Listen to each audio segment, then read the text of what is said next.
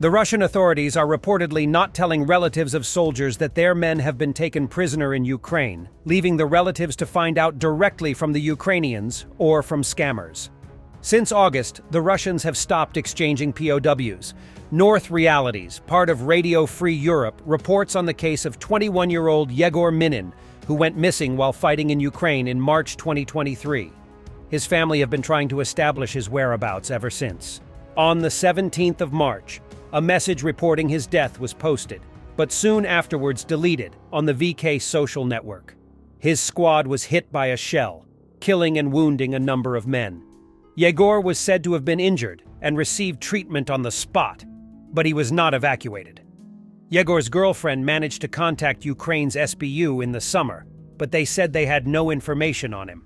In September, callers claiming to be from the SBU told her that Yegor was alive and in custody in Uzhgorod, awaiting trial on criminal charges.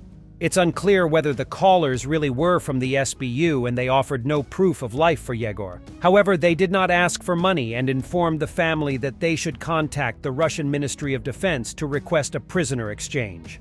According to Yegor's sister Nadia, the Ukrainians sent information about Yegor to our side 4 times, but for some reason, the Russian MOD didn't react at all. They ignored it. The Russia authorities are known for keeping relatives in the dark. Many people seeking information on the missing have contacted the Russian MOD, local enlistment offices, regional administrations, and Putin's office, but have either been ignored or given no help. This has left the field open to numerous scammers, including psychics, fortune tellers, and imposters pretending to be employees of the Ukrainian MOD or SBU. They typically charge relatives huge sums for purported information on relatives' whereabouts or status. As the Minin's lawyer says, since Russia classifies every sneeze, it is very difficult to find out any information, even about prisoners. This total chaos breeds scammers like cockroaches.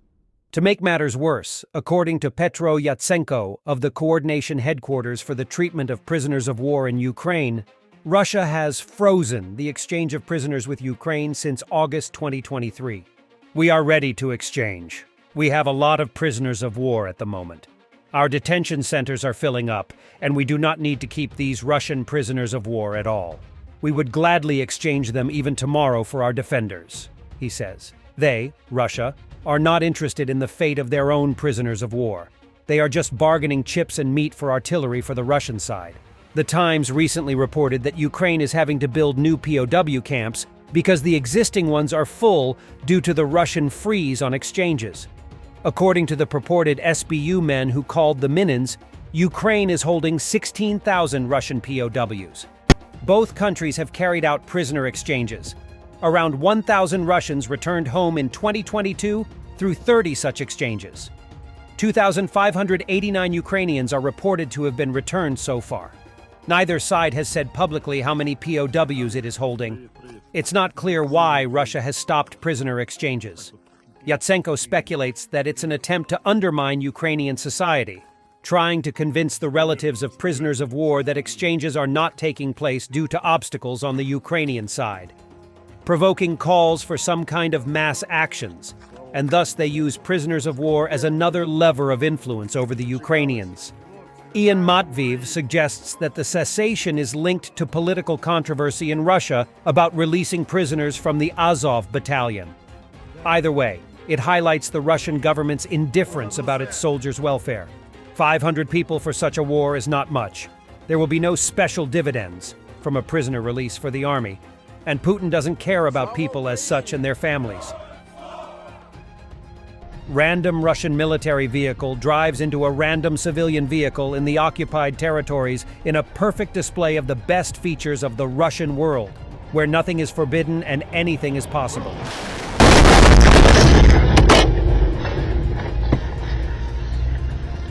Just a nuclear convoy somewhere in Russia.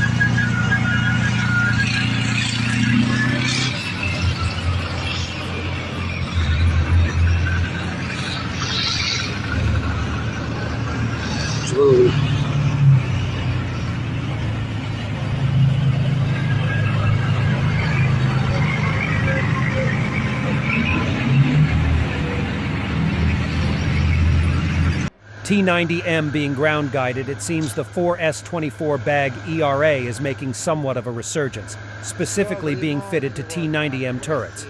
I commented on the bags early in the war as they started to become rarer. It seemed that due to them being fragile and being ripped off in forests, etc., they stopped being fitted. The fragility issues were mainly on the hull sides. T-72B3, T-80BVM had these issues, but when fitted to the turret sides, the fragility won't matter as much. In the background, there's what looks like a T-72B OBAR. 1989, a T-72B 3 OBAR, 2022, and another T-72B variant. Can't tell which from that angle.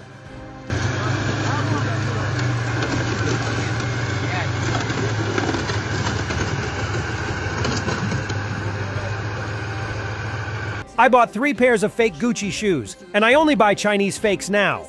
A Russian propagandist Simonian boasts.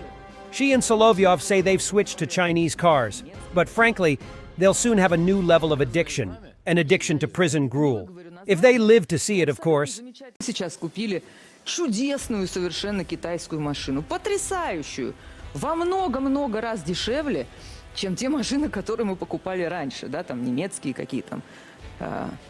Красное знамя? Считались, не выговорю название, но абсолютно замечательная машина, но цены это настолько ниже европейских. Да. У Тиграна спросит, он у нас за машины отвечает после эфира. Могу рекламную паузу Не, мне просто тоже электричка «Красное знамя» очень нравится.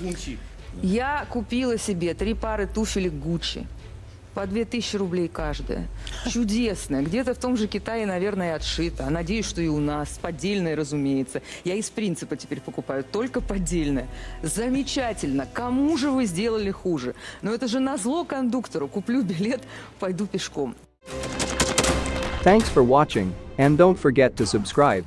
Also, if you want to support Warthog Defense, please become our member and get early access to new videos, exclusive members-only videos, and become administrator in comment section. The membership link is in the description. Rescues every day. We had a guy last week, it's 6 rescues in 6 days. You know, he's doing the job every day.